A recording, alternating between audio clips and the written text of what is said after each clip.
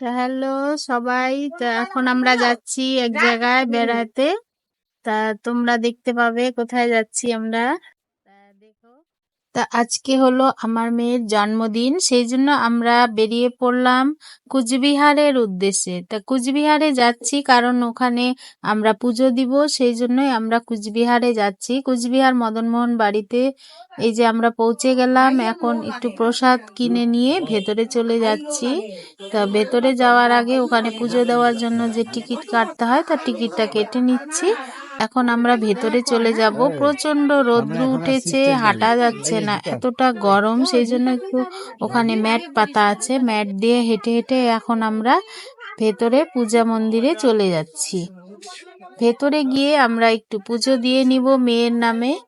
তা আসা হয় না বেশি আমাদের এদিকে, কিন্তু তবুও আজকে জন্মদিন দেখে চলে এলাম। আজকে প্রচন্ড রৌদ্র, তবুও আমরা চলে আসলাম পুজো দেওয়ার জন্য। তা মদনমোহন বাড়িতে এই যে আমরা চলে যাচ্ছি, ম্যাটটা পাতা আছে, প্রচন্ড গরম, মাটিটা পাড়া দেওয়া যাচ্ছে না, সেই জন্য এটার উপর দিয়ে হেঁটে হেঁটে এই যে চলে এলাম। এবার আমি ভিতরে গিয়ে এই প্রসাদটা আর কি পুজো দেওয়ার জন্য ওখানে দিয়ে দিচ্ছি। এই পুজো দেওয়া হয়ে গেছে। তা ধূপকাঠি মোমবাতি গুলা জ্বালিয়ে দিলাম। বাইরে একদম পাড়া দেওয়া যাচ্ছে না, প্রচন্ড গরম, ওখানে হাঁটাই যাচ্ছে না। তা যাই হোক, এখানে একটু ধূপকাঠি জ্বালিয়ে দিলাম। বাইরে চলে এলাম আমরা। এবার আমরা এই মন্দির থেকে বেরিয়ে আমরা এখন চলে যাব সোজা শপিং মলে। মলে গিয়ে এই যে কিছু কেনাকাটা ছিল আমাদের, তা একটু শাড়ি কিনে নিচ্ছি। তা শাড়ি টাড়ি কেনা হয়ে গেলে তারপরে আমরা এখন চলে যাব। কেনা হয়ে গেছে আমাদের শাড়ি, এবার চলে যাব খেতে।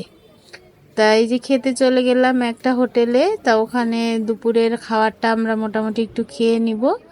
তা খাবারের মধ্যে যে ছিল নান থালি, তা সেই নান থালিটা নিয়ে আর কি কোনো রকমে খেয়ে আমরা তারপরে আর কি চলে যাব বাড়ি। প্রচন্ড খিদা পেয়েছে, সবাই না খেয়েছিল সকাল থেকে পুজো দিব বলে, সেই জন্যই আর কি একটু খাওয়া দাওয়া করে নিচ্ছি। জাস্ট একটু, ভাত তো খাবে না কেউ, সেই জন্যই আর কি এটা একটু নিয়েছি। মেয়ে বললো এটাই খাবো, তা সেই জন্যই আর কি এই থালিটারে অর্ডার দেওয়া হয়েছে, আর বেশি কিছু খাইনি আমরা।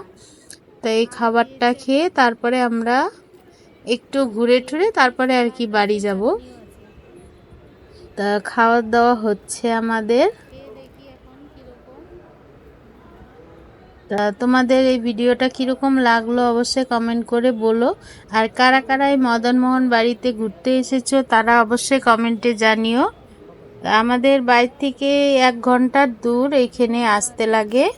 তা তোমাদের কিরকম লাগলো ভিডিওটা অবশ্যই কমেন্ট করে বলো। ভালো লাগলে অবশ্যই লাইক করে দিও, কমেন্ট করে দিও, আর শেয়ার করতে ভুলো না। আর আমার ভিডিও যদি ভালো লাগে তাহলে অবশ্যই সাবস্ক্রাইব করে নিও, সাবস্ক্রাইব করে পাশে থেকো তোমরা। তো একটু খাওয়া দাওয়া হয়ে গেলে তারপরে আমরা এখান থেকে বেরিয়ে পড়বো। ওকে, বাই বাই, আবার দেখা হবে নেক্সট ভিডিওতে।